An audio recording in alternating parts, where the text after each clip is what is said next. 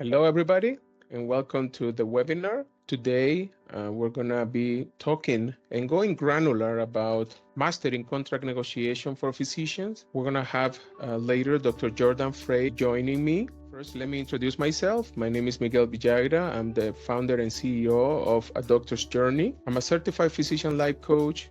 I am a positive intelligent coach, and I founded Adoctorsjourney as an opportunity to connect physicians, coach them, empower them. I've been an advocate for physicians and digital health and healthcare innovation, and I am currently advising a few healthcare startups. And I've been able to connect a lot of my coaching clients with these amazing opportunities. Over my journey, I came across the need of learning the skills necessary for a successful contract and negotiation. That led me to design this webinar. Dr. Jordan Frey will be joining in a few minutes. He's a plastic surgeon in Buffalo, New York. He's the assistant program director of the plastic surgery residency at University of Buffalo.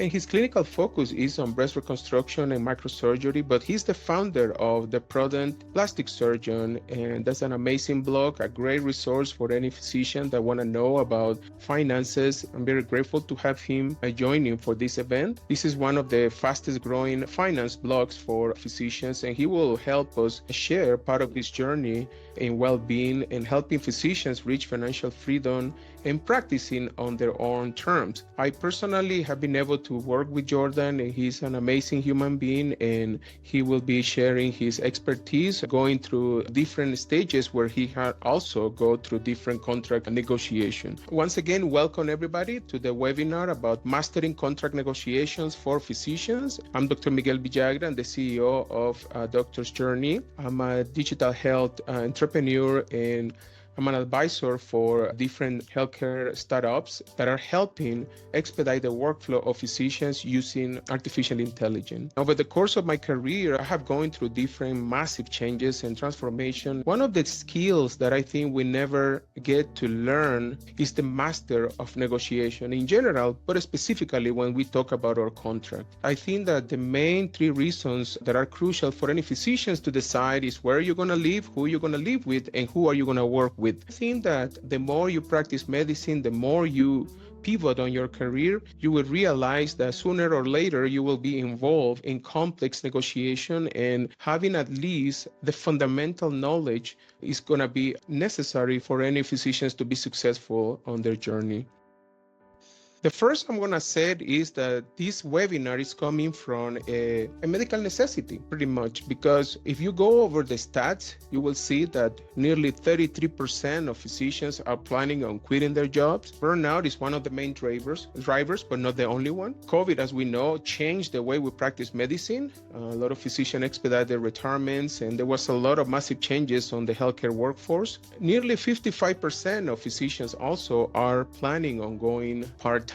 If you use these stats, you realize that sooner or later you will be finding yourself in the midst of negotiation. Unfortunately, as a coach, and I've been coaching physicians for over 8 years now, and nearly 4 years professionally as a certified physician life coach, burnout is one of the key drivers for a lot of physicians looking for new opportunities inside and also outside of medicine. 1 in 2 physicians are burnout, 2 in 3 nurses are also a burnout. And interesting, as I've been pivoting on my career and I've been able to interact more with physician entrepreneurs, and I'm part of a large network of physician business owners, private practice owners, I will say that burnout is also quite prevalent among any entrepreneur. Recently, I came across this study that was published a couple of years ago. This is specifically about digital health and telehealth companies, and the stats are out there. Burnout is definitely quite prominent also among this type of people in general. So now, why or when do you think you're reaching a pivoting career point? And according to one of I will describe as the greatest resource for any pivoting is Jenny Blake, who worked at Google, and she mentioned 3 main drivers. The first one dissatisfaction. The persistent feeling of lack of engagement in your current role might be a signal for you to pivot. Now, that doesn't necessarily has to be always the case. It might be that you're looking at growing opportunities. There might be so limited scope of opportunities whether you are currently working at and you're pursuing more growth and development in your current position or in a new position that offers that opportunity. And finally, you have a shift on your interests. And in reality, life is in the transition. We go through different changes over the course of our career. I've going through many pivoting points on my career, and I will say that among physicians, you see a lot of people that they're just trying to find a better way to find the so-called life-work integration, because the so-called life-work balance doesn't exist. At the end of the day, what you're looking at is trying to blend your clinical expertise with your personal life and blend it in a way that work and communicate in a way that you can function and have a sustainable long-term career, rather than be having on these stages where you're finding jobs, you get dissatisfied, then find a new job, and so on and so forth. So now, sometimes when I'm talking to coaching clients and people that I'm mentoring or consulting, sometimes you need to ask yourself challenging questions. I'm going to give you an example. I was recently coaching an amazing physician who's been on academics for over 10 years. This physician was very burnt out, and thankfully, long story short, she's now very engaged and fulfilled in a private practice group, but she decided to pivot from her career. One of the questions I asked her, why you waited so long? Because she was so burnt out, and not recently, but for many years before she decided to make the change. And sometimes you need to stop for a second and ask yourself hard questions. What are the aspects of your career that brings you the most fulfillment? But on the flip side, what aspect of your career will leave you unsatisfied or frustrated? What are your goals and aspirations inside, but also outside of medicine? And as a physician, entrepreneur, and I've been embracing coaching for a long time and digital health and healthcare innovation, I can tell you, thinking out of the box and finding opportunities where you can leverage your clinical expertise and in new endeavors, I think is being a lot of passion, fulfillment, and reignite your career in many cases. Now, how do you envision a balance but also a fulfilling life that incorporates personal interest and passion? And we were just talking about how sometimes you need to make yourself hard questions in order for you to get to this point of clarity where you know what to do next. And one invitation that I will have for you for this event, where we're going to have a lot of insightful information for you to reflect upon, is going to be how do you envision a balanced and fulfilling life that can incorporate my personal interest with also with my passion. I'm going to give you a few examples about my latest development in digital health, and you will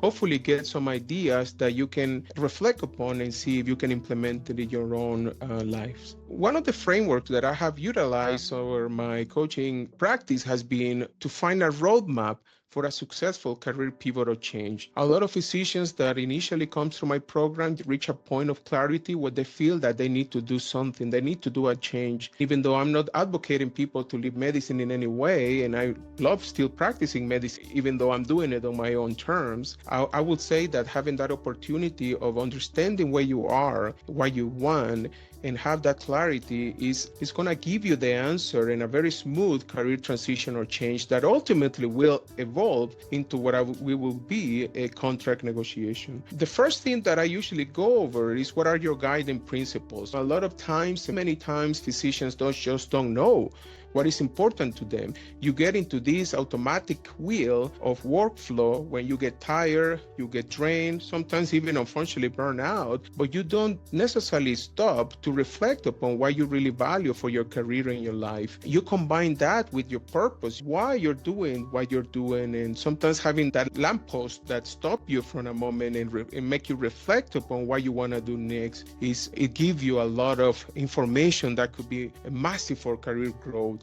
I went through different changes again, and at some point in my career, I was very burned out, and I have to do that, go through this painful process of understanding what really truly matters to me and set priorities about what I want to do next. One of the things that I've been offering a lot of support for physicians among their journey is building their career portfolio. This is going to be very crucial for as you build your potential opportunities that will lead to this negotiation of contracts or changes on your contracts in the future. Nowadays, with the coming of of telemedicine, digital health in general, and I've been grateful to participate in different projects with different digital health companies, I can tell you now more than ever, it's not just about what your specialty is or subspecialty is. It's not only about what your background research is or what your interest might be or focus among your training. Sometimes goes far and beyond. I'm going to give you an example. I have referred physicians for specific roles with some healthcare companies, and a lot of skills that the physician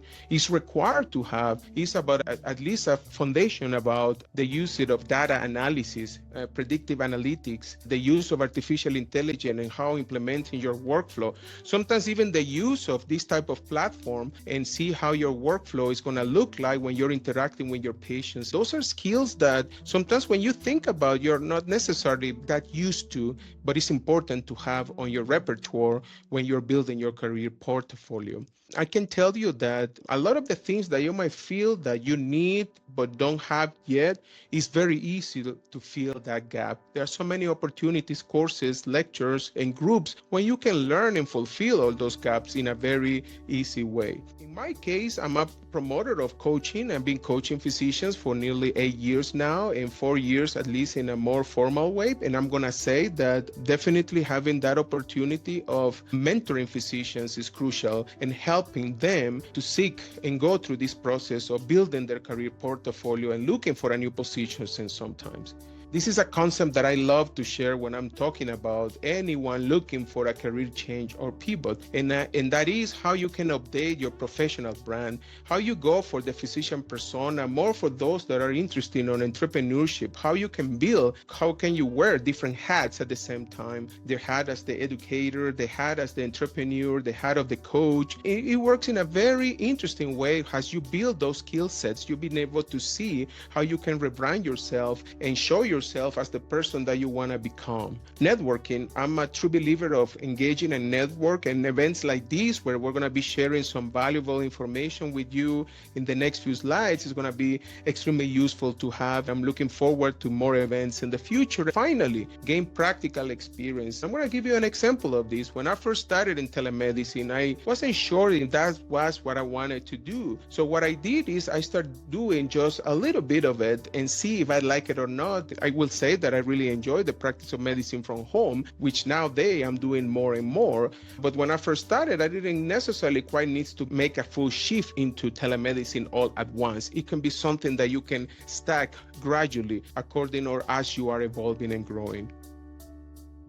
Now, we're going to get now to the basics of why anyone, but specifically physicians, need to understand at least the basics of physician negotiation. I would say that, of course, you are looking at a fair compensation, but you not only are looking at a fair compensation, you're going to make sure all the benefits you're getting are adequate for your needs, but also you need to focus on protecting your professional interests. Now, there are 3 basic type of contracts. We have the standard employment contracts, we have the partnership agreement, and I have worked physicians on these 2 areas, but we also have the locum tenens contracts for those entertaining short-term assignment. Each of them has different things that you need to focus on as you're planning on going through the process of getting the most of this contract that you've been offered. As far as the employment contracts, this is the typical standard employment agreement, physicians joining hospital clinics or a new healthcare organization. Your key components will be salary, benefits, the job responsibility, and termination clauses. We're going to go in more granular detail on each of these aspects and what areas you need to focus on the most.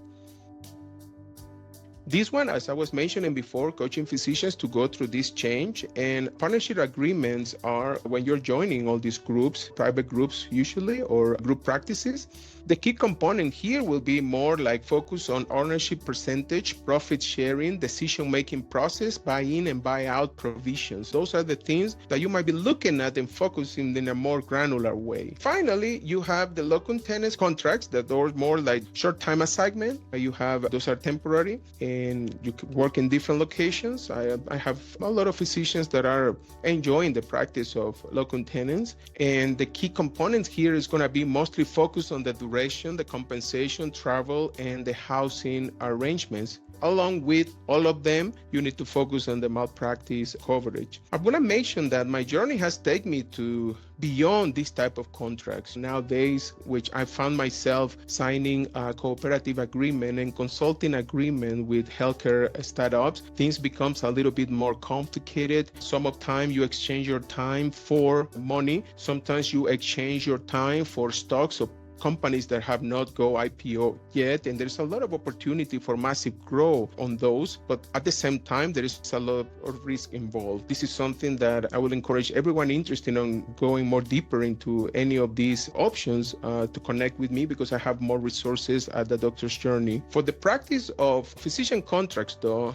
you need to do your due diligence, right? You need to prepare and do your research. You need to gather enough information about your employer or partner. You need to understand the market rates and industry standard, and I'm going to give you a few resources that you can rely on to give you an idea of what you stack among some alternative candidate for this position. You need to identify your best alternative to a negotiated agreement, and this is crucial. Determine your best. You need what is the level of flexibility that you have, and you need to define that way before you sit down on the negotiation table. Even before you do the BATNA, one of the things that for me has been extremely useful is to determine the non-negotiable ones. There are a few things that for me in a contract, when I look at it, I completely excluded out of the blue, because definitely there are things that to me at this stage of my career, I'm very clear on what I want and what I need. And when I don't find that, and there are things that compromise what I describe as the non-negotiable ones, I definitely exclude completely. But on the flip side, you need to understand that you need to have some level of flexibility. Therefore,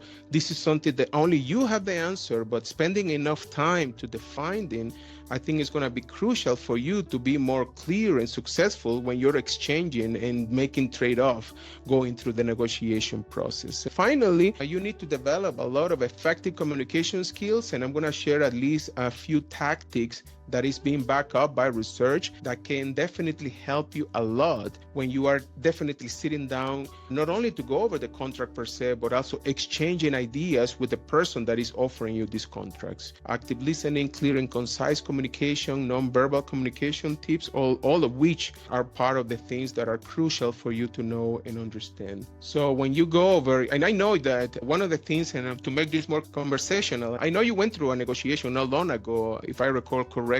And one of the things, sometimes there is a power when you share a story about how the journey went when you were doing some of these changes. I think some of the audience can find extremely useful. Yeah, so I renegotiated. This was my first renegotiation. And so I renegotiated it like around, it took effect in January 1 in 2024. So a little bit before that I was negotiating it. And yeah, a lot of the stuff that you talked about fit right into that. Going in, I think number one, it was a lot of preparation and research, and I'm a 1.0 FTE full-time plastic surgeon. I'm employed by a hospital, and basically I went in and I knew, because I had tracked it myself, basically all of my surgeries over the 3 years that I had been employed, all of the RVUs, and I knew very well the value that I brought to the hospital in a number sense. I knew how much just by my RVUs and the average compensation per RVU for a plastic surgeon, both the physician fee wise, the physician RVU, the work RVUs, as well as the facility RVUs, how much I brought in. I also went in preparing and knowing what the median plastic surgery income for someone in my area of the country and type of employment and stuff, what that was. And I was able to use those two things to say, okay, this is what the average gets, or the median. I'm making you, the hospital, I'm making my employer more money than that. I'm above average in this regard. And so I knew exactly what I was going in asking for. I knew I negotiated my first contract favorably in the sense that I had no non-compete agreement and things like that. So I was going in just asking for more money. And I went in and it was very simple because I had done that research. I knew my best alternative, what that was, which in my case was a potential position I had been offered at another institution, which I was free to go to because I didn't have a non-compete. I didn't really want to go there, but I knew especially that my employer didn't want me to go there. So I went in just saying, basically, this is where I want to be. This is what I want. I'm not playing games or anything like that. I'm not saying a higher number because you're going to come down. This is what I want. There were very minor other changes to the contract. And I said, this is why I deserve it. This is how much I'm making. I'm actually giving you a deal. And if not, I do have this other offer, which I will entertain. And because of that, it went pretty quickly, and they got back to me and said, they set up another meeting and they said, that's really what you want? I said, that's really what I want. And they just said, okay, we'll do that. I think the preparation, I think, again, you have to, if you go in just bluffing, they'll know that. And again, that's why you want to have the research on your side to show them. Some people you're negotiating with won't care. They'll say, this is what we're doing. And that's why you need to have that BATNA in your back pocket, because you want to have an alternative. And also remember, I think there's a couple different ways to negotiate. One way is asking for more money. The other is asking for time. And that's another option. Certainly, as I'm employed, like I said, by a hospital, and it's a state hospital. So there will be, even despite my production, there will be a ceiling I hit eventually. And so that may be what I end up doing, is just negotiate for less time, the same pay, but less time. So again, those can be a best alternative as well, but you want to have something to go back on. The communication skills that you talk about are all, again, super important. I think a lot of people have this idea of, negotiations, this art, and I'm going to go in and it's going to be a back and forth, and neither of us are going to put our chips on the table until the other person has. I think you're doing it the right way. It's actually just a pretty simple thing. Mine was where this is what I deserve. This is what I'm asking for. This is my alternative if you're not able to meet that, and that's it. And you want to say, and I let off saying, I appreciate what you guys have done. I feel very happy here, which is all true, but this is what I need to maintain. Then you hear what they say. And there were some things that I asked for that they were just not able to do. I asked for some pretty esoteric things. I asked for box seats to the football game because they have a box there, and they were just like, we can't do that because it's run by the charity and foundation, and we can't, whatever.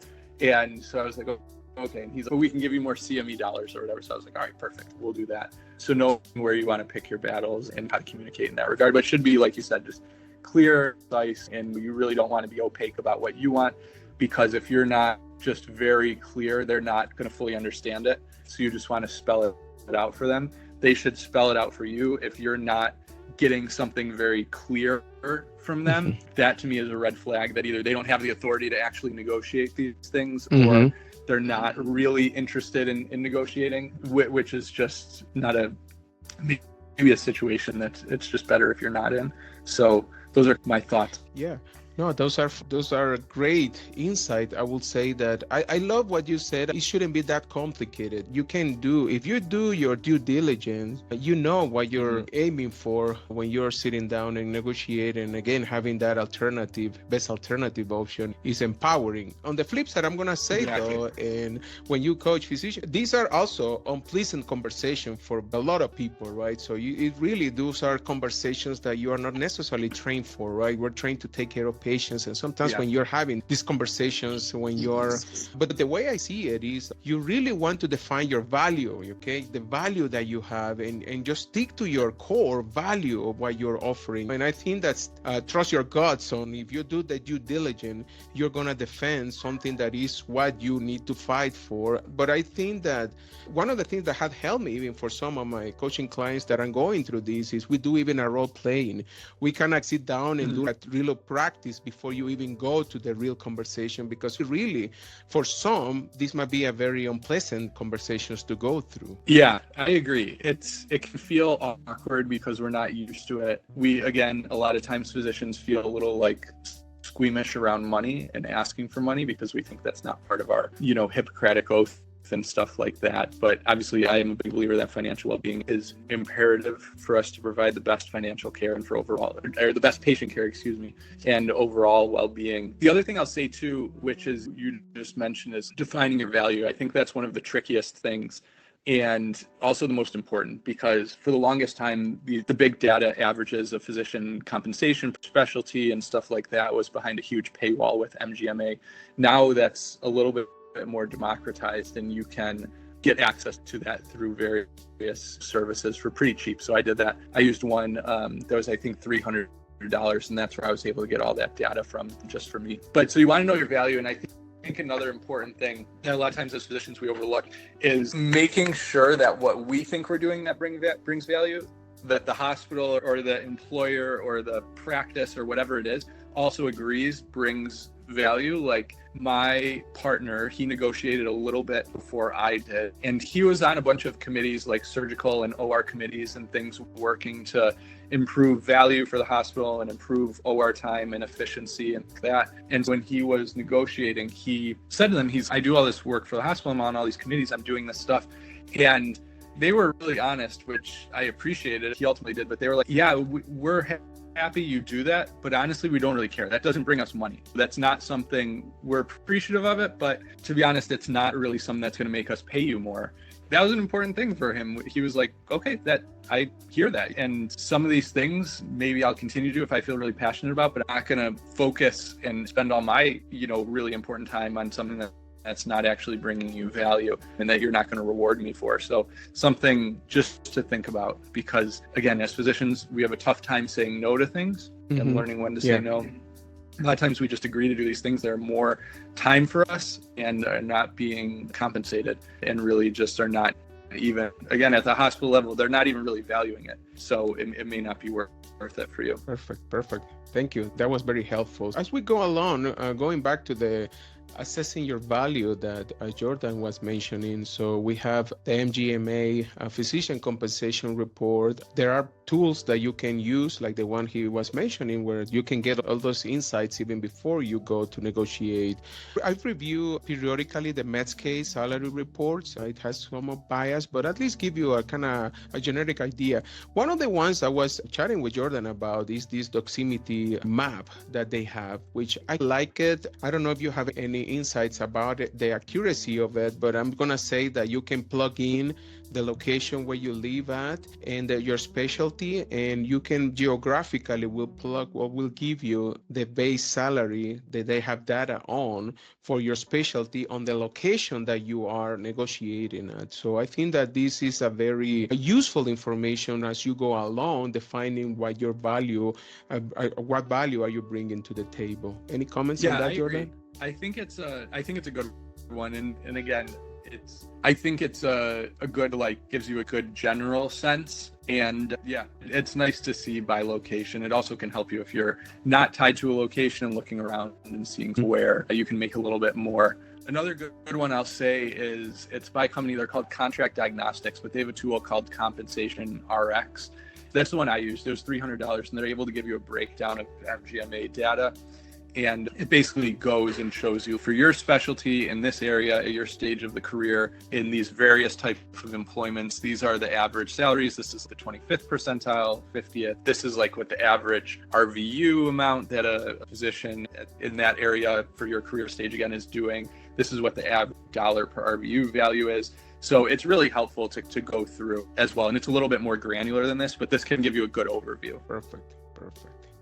One of the strategies for going back to how you can leverage your existing skills and experience is to understand what those are. Go through a more comprehensive assessment of your current status on your career and skills and what you can offer. And sometimes it's useful to think out of the box, right? What else can you bring that will make your employee or your partner, etc., more efficient, offer more money, even general more revenue and things like that. What skills you can acquire that can help you also increase your value? And sometimes you can learn some of these skills and be able to offer more and increase as you go along. You increase your value on, and sometimes working, like to me on my career, I would say that working in some quality improvement project has been my main focus for a great part of my path as a physician and hospitalist, and that could definitely gives you the leverage to negotiate even better conditions, because the value you can bring to the table is way more than probably somebody else that is applying for similar position. And networking, I'm a true believer of making the right connections. I would say, like for me in the digital health space, a lot of these connections I've been able to make through LinkedIn, and definitely there is a lot of opportunities for those that are interested in get connected to as you grow along your network and be able to build those connections. Some of the offerings that I have been entertaining lately, specifically in telemedicine and digital health, has been coming from some of my growing network and LinkedIn and similar places. process. Same, I like the idea of pilot projects. Sometimes you don't want to go all in, more if what you're doing is more like a pivot. And the best example I can give you is when I was going through from standard hospital medicine to telemedicine, I decided to start getting my feet wet. And instead of going all in, I started doing just 1 or 2 days a month. And as I was growing, I saw the opportunity and I started getting more licenses. I'm currently have 15 licenses, and I work for a vast number of companies right now. And even the value that you have increased exponentially as you go along and have more of those licenses that you can leverage in some of these new companies that are in the telemedicine space. Now, talking about the compensation models, this is crucial for you to understand even before you go into the review and your proposed contract. Are you going to be a salary-based, productivity-based compensation? And I would say go granular on even the details about this type of compensation. And I'm going to give you an example. I have seen the fact that physicians go through this process, physicians that go in this process not knowing that sometimes they've been offered a contract for a salary base that is just temporary for a year or so, and then it becomes a productivity base. And some specialties, I'm going to give you an example of something I went through with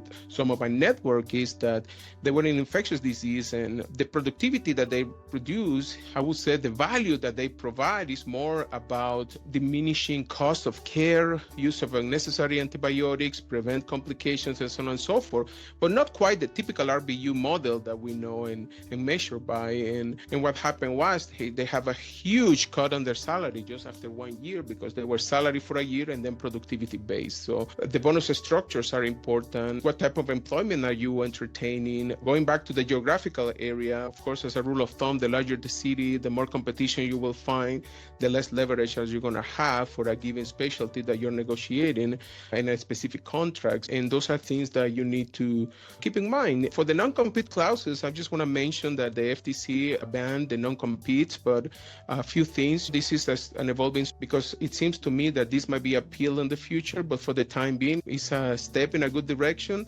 but it doesn't affect non-for-profit, and that's something to keep in mind.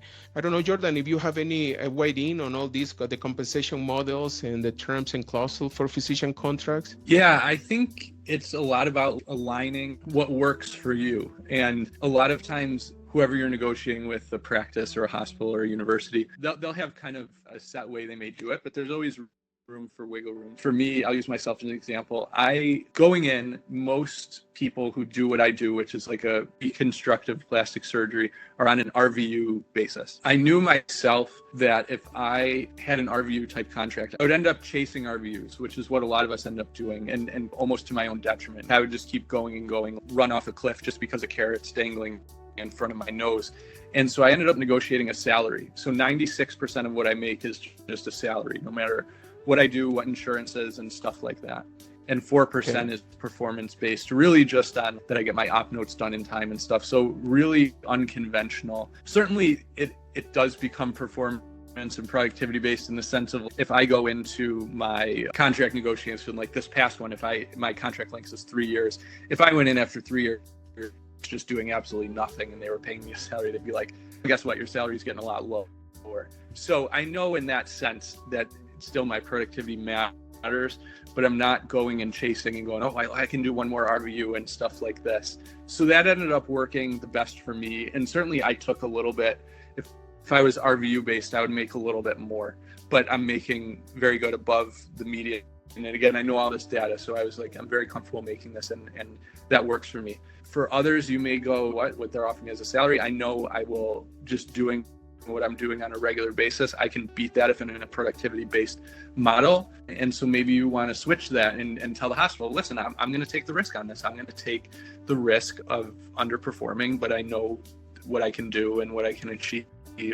And you want to also think, are you going to be RVU based, or are you going to be P&L or profit and loss based? A lot of times that does matter on the types of insurances that you work with. For instance, again, a lot of what I do is, I guess it doesn't work as well, but for some plastic surgeons, let's say, they do a lot of trauma reconstruction. And a lot of that is not great insurance and stuff like that. So an RVU model makes a lot more sense versus some people who do a lot of what I do, which ends up being breast reconstruction. That is a lot of good insurances, and so doing like a profit loss type thing can make a little more sense. So those are just things to think about, but you just want to think about your practice, think about yourself personally, what sort of jives best for you, because we all work better when we feel like we're being compensated fairly. And again, for me, it just made sense to salary based, so I wasn't chasing RVUs, so I don't care what type of insurance that the patient has and stuff like that. Got it. Yeah, no, I like that. So definitely you need to tailor your approach according to your need. And one of the things that I came to realize is that each individual knows best what works for me or work for Jordan might not work for some of the audience. So it's just a matter of getting that time to really reflect on what is the best model to suit your need at a given time of your career, even because sometimes life is in the transition. You go through different changes. Sometimes you want to focus on working more and do more money. Sometimes you might work more on take care of the kids and be a family person and so on and so forth. So those are the things that sometimes you need to be mindful of and understand again that the seasons of life, right? So even what is working for you now might not work in the future. And that's probably the one thing that I will share is the fact that sometimes when you think the model is not working for you, maybe because you changed, maybe your conditions are not the same as they were before. You just need to have that challenging questioning, right? And have this purposefully approach when you said, okay, now is the time for me to entertain a different payment model, a different contract that suit my needs. Because a lot of times, some of the burnout and things like that is just about the fact that you're not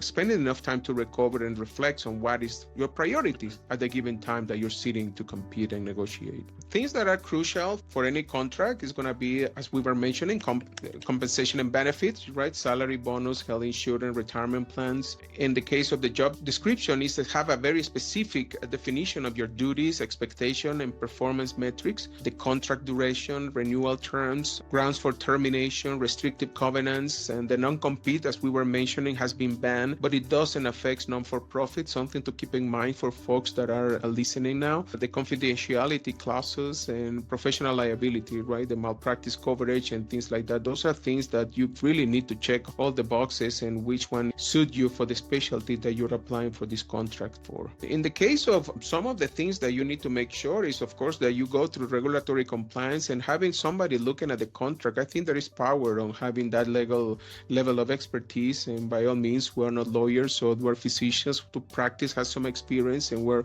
just offering some insights and sharing with you in this moment. The term and termination, duration of the contracts, and the tail coverage is crucial, more for everybody in general, but more for those that are working in multiple places like I have right now. I'm working as a consultant for different telemedicine companies, and having the right coverage, even if I'm no longer working with them, is crucial for me to have that level of protection, right? And we're going to go through a few red flags that you might want to be paying attention to, but I don't know if you, Jordan, you have something to weigh in on this part? Yeah, no, I think I echo everything that you said. We're not experts at this, but you have to learn enough to be able to understand it. Certainly having someone review things is helpful, but I always tell doctors, like, we're at a huge disadvantage because we're going in, and regardless of what practice type we're going into, we're talking and negotiating with people who they do this all the time, and we do it maybe a couple times in our life. And the first time we do it, we've never done it before. Yes, you have to understand this stuff and at least just have a general sense of it. Absolutely. Of course, red flags for me when you don't have there is an unclear compensation terms. And I will add here the timeline for this compensation. As I was mentioning the example of having a base salary for a few months or a year, and then you go to productivity base, you kind of have an idea of what to expect, and not have that clarity, to me, is definitely a big red flag. The restrictive non-compete clauses are crucial, and once again, that could restrict what your future opportunities might be. This is something that, again, is being banned, but not affecting the non-for-profit organization, something to keep in mind. One-side termination clauses will be a red flag. So on the flip side, when you have a clear definition of what you're going to do do, when you have a clear explanation of the benefits, CMEs, and health insurance, retirement plans, those for me always have been crucial because I am very risk averse and I want to be protected. So I'm really focused on this part a lot, to an extent that sometimes I have aimed for a better benefit, even in exchange of maybe not the best salary at a given time. And the nice about, like for me, where I have still my main employer, which I work less for, but I do some other stuff at the side with my coaching business, and I have this telemedicine gig that I offer consultations for. I think that I have more flexibility to compensate my income, but my main employer is one of those non-negotiables. I really want to have the best benefits I can receive, the best retirement plan I can invest in. And I think that in general is a very reasonable thing to aim for. Definitely having reasonable work hours and call schedule to give you a more balance. We mentioned that 1 in 2 physicians are experiencing symptoms of burnout. So this is real, something to keep in mind. And definitely we need to protect ourselves. So we're gonna give you a few tactics that you can use when you are already going through this process of negotiating with your employer, whoever is the person that you're talking to. The first one is gonna be tactical empathy. All of these few tactics are being backed up by research, and I have done a lot of reading on the topic, and I have used it and implemented in some of my negotiation I have gone through over the course of my career. Tactical empathy is the ability to recognize and understand feelings and perspective of the counterpart. It's not about agreeing with the other person, but rather making them feel heard and understood. That builds a foundation of trust and opens the door for more effective communication, but also collaboration. So practicing tactical empathy is definitely useful. The other one that I want to share with you is called mirroring. Mirroring implies subtly imitating the other party's word, speech patterns, and body language, and it helps build rapport and makes the other party feel and understood. I'm going to give you a practical application. The other party can be stating a concern. You just repeat the last words or the critical part of what they said. We need a physician who can start immediately, which I came across this same statement many times. So you might respond, start immediately, and you let them talk and see. It shows that you're paying attention, but at the same time, it might have a better sense of what they mean by that. So the mirroring is one of the ones that I have used a lot. The other one is called labeling, which involves identifying the other party's emotion and concerns, and it helps diffuse negative emotion and bring underlying issues to the surface. The phrases that I would say use, like it seems or it sounds like or it looks like, to level the emotion of the other party. Example, it sounds like you're concerned about the transition period. And I recently went through a negotiation with one of these telemedicine companies, and precisely I felt that the interaction was not going in the direction that I was expecting it. Interesting enough, this was a very specific gig for very minimal time. The payment was really good, and it was a sort of supervisory consulting role. And interesting, I feel like I was not getting into it. And I asked them, it sounds like you are worried about me as a candidate for this position. And it turns out that what was going on is they feel I was actually overqualified for the position, and turns out that they have more like a leadership role or position that they want to offer me, even though that I was not aiming for. But sometimes just by you having that, if I have been not knowing some of these techniques, I would be approaching in a more defensive way. They're not getting me, or they don't understand the value that I'm offering. Sometimes it was interesting that was the opposite, actually. They felt that I was overqualified for the position that I was applying for at the moment or at the time that I was doing it. Asking the right questions, right? Using what is called calibrated questions are designed to engage the counterpart in solving problems. And these questions can guide you through the conversation without causing defensiveness or resistance, and help you uncover critical information about the counterpart needs, constraints, and motivation as well. Example, how and what questions. Question like, how am I supposed to do that? What makes you feel this is fair? It will prompt the other party to think and provide a more detailed response. Try to avoid things like why, and encourage problem solving. Questions that make the other party consider solution, because at the end, this is the art of negotiation, right? There is an exchange, and you want something, they want something, and we just want to find this balance, right? When you get at least as close as you can to what you want to negotiate for or you're aiming for. Example, what are the challenges in this proposal? How can we address your concerns effectively? What would make this agreement work for you? Those are things that I have used, and not all always will work. There are times that it's going to be just a no, but definitely these techniques in the right environment can be very powerful and can get you close to what you want in a very successful and even a smooth way. And as I was mentioning earlier, sometimes role playing and even practicing all of these is going to be very useful. Finally, something called accusation audit, which what that means is involve preventively address any potential objection or concerns that the other party might have.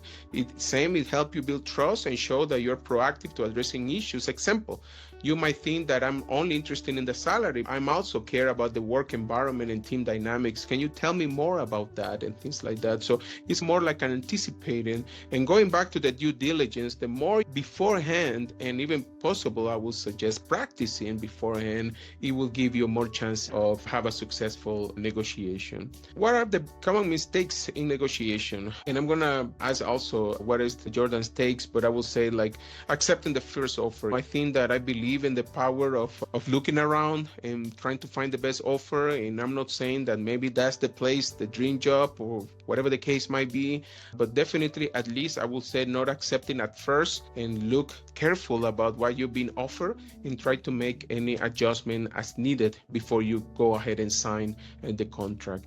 Focusing on too much of a salary and ignoring other benefits, that's going to be one that most for those that are in early career, sometimes they focus primarily on salary, not that much on benefits, but you will see how those benefits will be crucial for your future, even your financial future, and probably Jordan might attest the importance of it. Failing to prepare adequately, definitely you need to do your due diligence and you need to prepare, keep your emotion in check. That's what I love. I love the part of coaching and prepare folks for this type of crucial conversation and seeking advice from mentors and legal professionals whenever needed. Any comments on that, Jordan?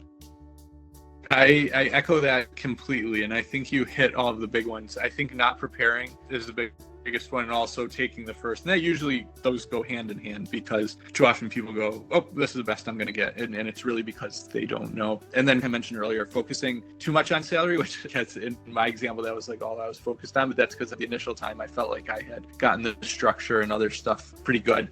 But there's a lot of other things besides salary that can maybe create a situation that you'll be happy with. Last thing I was just going to say about the questions, I think that those are all super important. One that I always like to ask pretty much in every situation, I didn't come up with this, but heard it referred to as the magic question is, what would it take for us to make X happen? Or what would it take for this? Because a lot of times you can just ask for something and they'll just go no, and you feel like that's a roadblock. But if you just with an open mind say, what would it take for that to happen? What would it take for me to get to this amount? What would I have to do? Or you can then begin to unravel why they're not meeting you where you want to. So I think that's a helpful question as well. But the pitfalls and everything, you nailed it on the head. Absolutely. Perfect. One of the things that I'm going to leave folks with is to reflect on the fact that Einstein's definition of insanity is doing the same thing over and over again and expecting a different results. I think that at least having this time to reflect on where you are on your career, on your business, what your values, what your interests and passions are, I think are going to be crucial. And many times I came across physicians that have been holding themselves positions that they're not matched for, and they ended up leading to disaster, burnout, moral injury before they try to make the first step toward a meaningful change. And I'm here to tell you that you do have options. And I hope these events like this can open your eyes to opportunities and to possibilities. And all these tools and strategies that we have shared are important. Now, the second thing that I want to warn the folks that are watching is the comprehension trap. Is this the tendency of study a concept until you understand it, but then you fail to put it into action? And I'm more action driven. What I want for folks that are watching, once again, is to spend some time to reflect on some of the questions, some of the concepts that we have give you, and think on terms of what you want to do next. Is it time for you to sit down and negotiate your contract? Is it time to even for you to consider a new position? Or there is a position that you might want to entertain that won't necessarily leave you with the decision of leave your current practice, but just add something else. As I was mentioning, when I first started in telemedicine, that's the way I did it. I just started getting my feet wet, and as I was growing and seeing opportunities, the opportunities actually started to show up, and I saw the opportunity to invest more and more licenses. As opportunities are coming along, I'm still growing, but I'm very passionate about the bunch of possibilities I see out there in the digital health and healthcare innovation space. Because at the end, what you're looking is, I don't know, instead of work-life balance, it's more like a work-life integration, right? How you can blend both. And I'm going to say that I always mention to have a fulfilled career and sustainable career in medicine, you need your career and your profession. You study, you work really hard for totally. But you need to take care of your personal, your health, your mental health, your emotionality. And I think those are things or concepts that sometimes, like for me personally, I ignore for a long time, but are crucial for anyone that is interested on having a long-term career in medicine. The third one, in the pandemic of loneliness in America, I would say focus on your relationship, your social relationship, your more intimate relationship is also crucial. And finally, definitely you cannot ignore your finances. And I think those core principles are important to have at least a piece of each of them at a given time of your career. I have seen many physicians, and the best example I can give you, I have coached a lot of early career physicians that focus mostly on the professional and maybe finance in the sense of working a lot and making some more money, but yet they ignore their personal and even relationship, and that sometimes leads to expedite the route toward burnout and dissatisfaction. Remember also that if you don't prioritize your life, somebody else will, and we are at the mercy of sometimes, unfortunately, healthcare corporation and things like that. They're definitely not thinking on us, so we need to defend ourselves. And I hope this is a good opportunity and a good venue for folks to connect with me, connect with Jordan, and have that opportunity that I feel like working together and see what is out there. It will definitely empower you, your mind, and it will lift off your spirits and the desire of reignite your career. Because again, you need to focus when you're going through these changes on your psychology, emotionality, your physiology, and spirituality. And I'm not a true believer of coaching at the doctor's journey, which is crucial for anyone. I love the 80-20 rule. And I'm going to share with you at the end an opportunity for those that want to get more into entrepreneurship and maybe in considering opening their own businesses, but having that idea of 80% of what we achieve will come from 20% of the effort we put in. So therefore, the magic here is identify that 20% of activities, that 20% of activity that will make the most significant impact on your career. And once again, networking, obtaining a strategic certification and mentorship programs, I think those are not expenses, are truly an investment.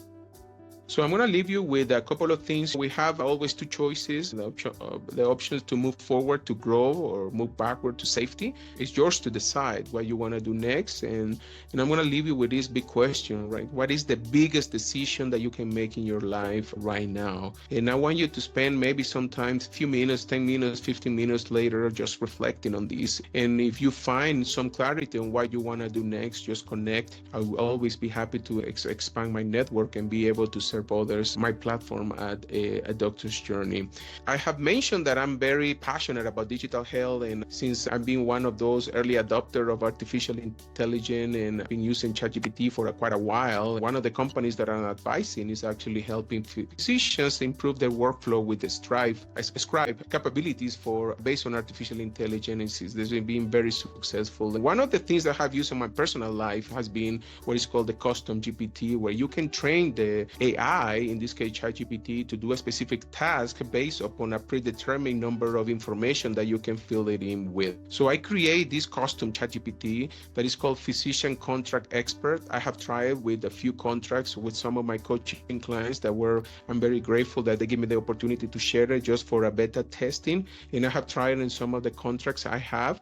So I have filled this custom GPT with a lot of information from books, presentation, research, and what it does, it can give you, you just put any attachment with the contract in there, and it will give you red flags, and it will give you suggestions of negotiation or potential ideas to negotiate from.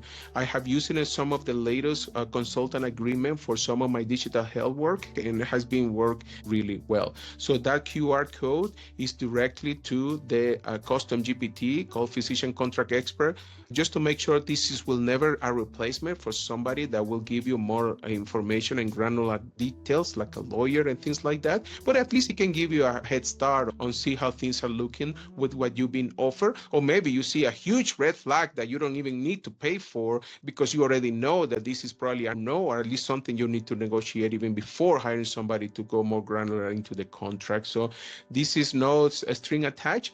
You just QR code. The only caveat is you need to be in the paid version of ChatGPT, the one that costs $20 a month. But I have used it very successfully, and I'm very excited to share with anyone that is watching right now. Just click on the QR code, and you're going to have the opportunity to go directly to this custom-made GPT called Physician Contract Expert. The second thing that I want to share with you tonight is that next week we have this amazing event. I have joined forces with 7 other coaches and physician business owners, and we're launching an event called Physician Entrepreneur Exchange.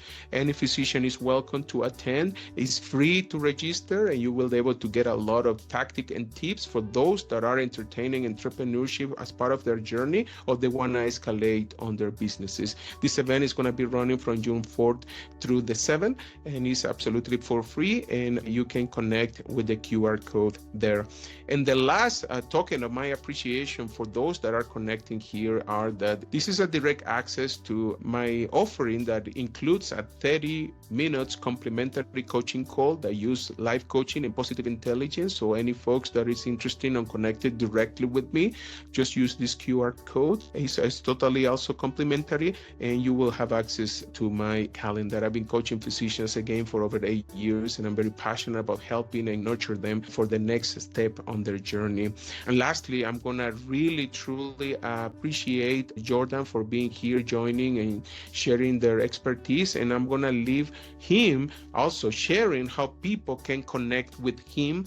I'm just gonna go up front and say that he has one of the most, I would say, most to go financial blog that I still appreciate getting those insights, and definitely not a random Sunday, but I will let Jordan go for it. Thanks. Yeah, thanks for having me. I learned a ton as well. Yeah, you can always reach me. My website is prudentplasticsurgeon.com. My email is jordan@prudentplasticsurgeon.com. So definitely feel free to reach out. I'd love to talk to you. Perfect. Fantastic. Okay. Thank you. So if anybody has any question, you can plug it on the chat box. Unfortunately, the people that are watching in LinkedIn, I'm not able to see the chat for a technical reason now. But if anyone has any specific, okay. All right, Jordan, somebody was asking about how the conversation went with the people you were negotiating your contract last year. It seems to me very clear. What I'm getting from the question, you were very clear beforehand on what you were negotiating for, but how was the other side of the story, the other side of the coin, the other side of the table, how they were reacting to what you were being asked or you were asking them for? Good. I was in a situation of, I had leverage in that I had another opportunity, and I knew the value I was bringing in, and I knew I was being undercompensated for that value, and what I was asking for was very fair. So it was well received, and I think they ended up paying more than they initially wanted to or whatever. But again, it wasn't going in and saying, you have to give me this. This is what I deserve. This is what I want.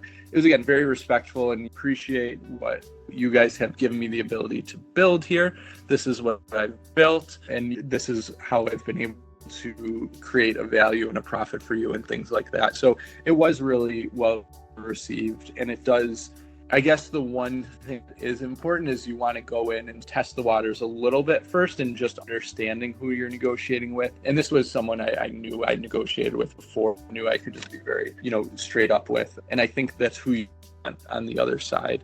And again, if someone's being very vague with you, it's usually just because they don't have the authority to negotiate, or they just may be not that interested in meeting where anywhere other than just whatever line they have drawn in the sand. And that's usually indicative of an institution or a situation that's not great. That to me is a red flag.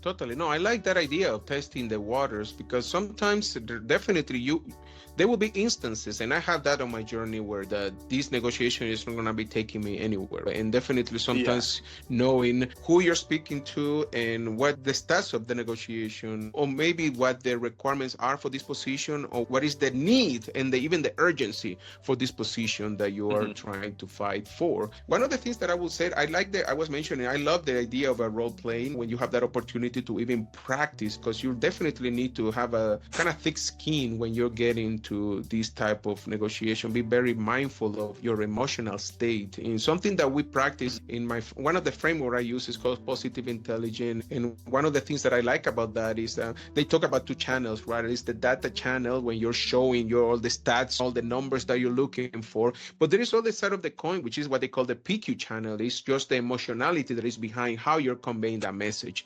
And believe it or not, that how you set the tone of the conversation sometimes is going to be definitely crucial. It's how can you guide that conversation to your advantage rather to the other party's advantage. Somebody was asking about the resource that you were saying that you use for your contract negotiation last year. I believe it was contract diagnostics, right? No. Yes. Yeah, it's called Compensation RX. Okay, got it. Yeah. And it's $300, and you basically get the data, and they meet with you for an hour and go over it. So I found that very helpful. And that it will give you the compensation also based upon your specialty and where you live and where you're applying for the position? Exactly. Okay. Got it. Perfect. And okay, this is a good one. So this is for both. Any mistake that you feel that you have prevented on your negotiation when you sit down in the negotiation you have done? Say that again. It just cut out for a split second. I was saying that any mistakes that you might regret about you didn't act as you wanted to get what you wanted to when you were negotiating, or you agree upon and you ended up not making the best decision during any of this contract negotiation. I can start, by the way. I have many, okay? but you know what? But I will say, for me, my first job, it was a non-compete, okay? It was a non-compete. It was a very specific market, and leave me off guard. I didn't do the due diligence, and there was not bans of non-compete at the time. And I found myself in a place that I enjoy living, but when I didn't like and have issues with this specific employer, I didn't have any options to go around and try to find another job. Not because they were not, but because I was bound by contract with it.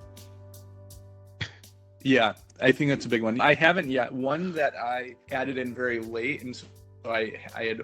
This was when I did my initial contract 4 years ago at this point. But I almost didn't put something in about outside activities, and there's something in there that basically says that I couldn't do any outside activities and stuff like that in terms of making money, and I clarified that to where it was just not even just but it was like direct patient care. Obviously I couldn't go work in another hospital or something I was supposed to be, but obviously with a lot of the side gigs and stuff that I do, that could have potentially created problems. And at that point when I was negotiating, I hadn't even started my blog yet. I all of the stuff that I do, I wasn't doing, but I just knew I had an entrepreneurial spirit and stuff like that. So I think that's an important one, because you never know what you might get into. Anyway. That's absolutely. No, I like that. No, you're right. Sometimes it's hard to predict what the future holds for you, but you need to be open to possibilities. And as I was mentioning, life is in the transition, and we go through different seasons, right? And what is being important now, it will be not that important now, it will be more important in the future. So out of respect of time, so I appreciate everybody. I don't think there is any other questions. So I'm very grateful of having Jordan here tonight. And I don't know if you have any last message with the audience that is watching right now. No, thank you for joining. This is important stuff. Just the fact you're here and thinking about this, you're ahead of the game. No, fantastic. And Miguel, thanks for sharing your platform and allowing me to be here. Awesome. And so I'm happy to connect with all the folks that are watching, and thank you for being here tonight. And I remember to connect at adoctorsjourney.com, and my direct contact is miguel@adoctorsjourney.com. And if you have any insights about the tool that I just shared, the custom GPT, just give it a try and let me know the feedback. So far, the feedback I have received is really good, and just showing the power of this new technology. And there are so many other examples that we'll be sharing in this summit that is coming next week. For folks that are interested in getting more granular, I'll invite you to connect. So thank you very much. Okay. Thank you. Bye-bye.